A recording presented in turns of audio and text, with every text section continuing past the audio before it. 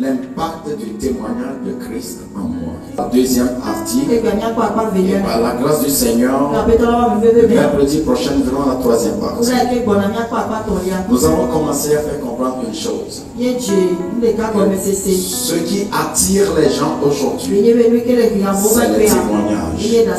Ce qui déroute les gens aujourd'hui, c'est encore le témoignage. Mais ce qui fait tenir, c'est le témoignage de Christ. Nous avons commencé à comprendre que le christianisme, c'est la vie à la lumière du témoignage de Christ. Quand le christianisme, c'est une vie qui reflète le témoignage de Christ. Ça veut dire, en d'autres termes, sans le témoignage de Christ, il n'y a pas de christianisme. Et si nous pouvons tenir ici, dans l'éternité, c'est le témoignage de Christ. Comprenez? Si nous pouvons tenir devant Dieu pour oser prier, adorer, même offrir, quel que soit ce que nous faisons, ce qui fait que nous pouvons tenir devant Dieu, ce n'est pas nos efforts, ce n'est pas nos performances, mais le témoignage de Christ. Vous comprenez? Si nous pouvons triompher de Satan, l'accusateur de nos frères, qui tous les jours trouve toujours où nous avons chuté, si nous pouvons tenir face à lui et triompher, c'est le témoignage de Christ. Si nous pouvons tenir face aux circonstances de la vie, les choses qui se passent, qui viennent de tous côtés, si nous pouvons tenir, c'est le témoignage de Christ. La Bible dit, en toutes ces choses, nous sommes plus que vainqueurs. Par qui? Celui qui nous a aimés. Le témoignage de Christ.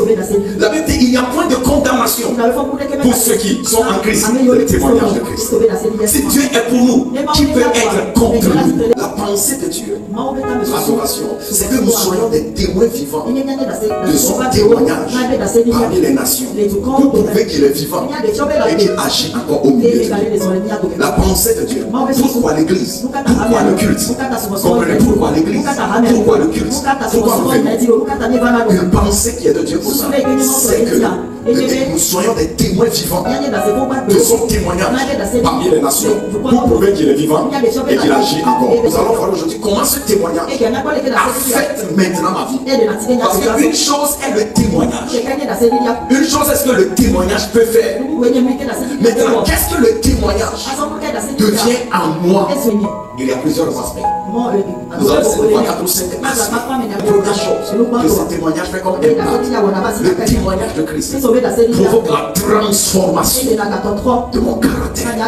La transformation. Parce que la vie éternelle ne veut pas dire la vie après la mort. La vie éternelle d'abord veut dire la vie de Dieu, la qualité de vie de Dieu, l'essence de la vie de Dieu, la nature de Dieu communiquée en nous. Donc celui qui a le témoignage de Christ, qui croit à ce témoignage, a reçu la vie. Et cette vie est dans le Fils. Et cette vie se manifeste en nous. Donc l'impact de ce témoignage, c'est que cela transforme notre caractère. Deuxième chose de ce caractère, c'est cette vie éternelle. L'impact de ce témoignage en nous, c'est que nous sommes transfigurés. Comprenez? Il y a la transformation. C'est ça qui transforme nos caractères. L'ancien homme, ses appétits, ses envies, ses désirs, ses réactions sont crucifiés. Et là, le caractère d'amour de Dieu, le caractère d'humilité de Christ, le caractère de justice, de compassion commence à se manifester. On voit nos vies. Deuxième, c'est que ces témoignages et nous transfigure. C'est-à-dire notre nature spirituelle est transformée.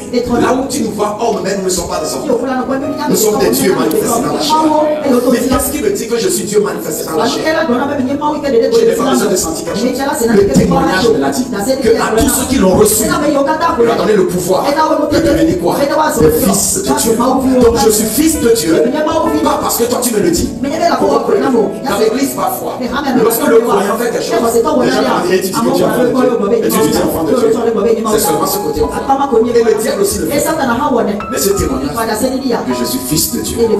Je suis héritier de Dieu. Je suis co-héritier. Est-ce que vous comprenez ça? Je porte Dieu. Je suis le temple de Dieu. Là où Dieu réside. Si je bouge, Dieu bouge.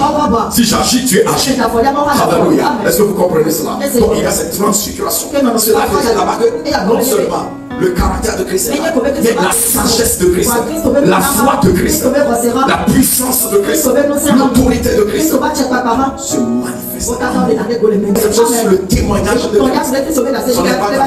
C'est le retournement dans mes situations. Le témoignage de Christ m'assure le retournement dans mes situations.